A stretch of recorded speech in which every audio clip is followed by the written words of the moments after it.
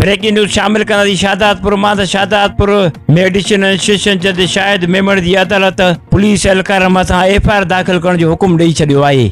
वधीक तफ़सील मालूम कंदासीं। टेलीफोन लाइन ते मौजूद आहे इरफान अली बाकरानी। जी इरफान, तफ़सील का आगाह कजो। जी बिल्कुल, शादातपुर जी एडिशनल सेशन जज शाहिद अली मेमन की अदालत पारां 6 महीना अॻु बेरानी रोड ते जुर्त पुलिस मुक़ाबले में ॻोठ हमल मरीवासी एजाज के जंग में गोली हणी जंग ज़ाया करे नौजवान की ज़िंदगी तबाह करण के इल्ज़ाम में मौजूदा 15 इंचार्ज ऐं अॻूणो जटिया इंचार्ज सब इंस्पेक्टर वारिस रिंद मथां एफआईआर दर्ज करण जो हुकुम ॾिनो वियो। कोड़े पुलिस मुक़ाबले जो केस अदालत में हलण बैदि केस कूड़ो साबित थियो। इल्ज़ाम हेठि आयल जवाबदार अयाज सांद की अदालत बरी कंदे सब इंस्पेक्टर वारिस रिंद खिलाफ़ केस दाख़िल करण जो हुकुम ॾिनो आहे। अदालत एएसआई वारिस रिंद खिलाफ़ केस दाख़िल करण जो हुकुम ॾियण सां गॾोगॾु पुलिस मुकदमे में हाथ फिराए करे नौजवान अयाज सांद जी टंग ज़ाया करे खेसि मौजू करण जे अयाज सांद जे मर्ज़मी टंग लॻाइण संदसि इलाज कराइण जो बि ख़र्च पुलिस पार्टी खे करण जो हुकुम ॾिनो वियो।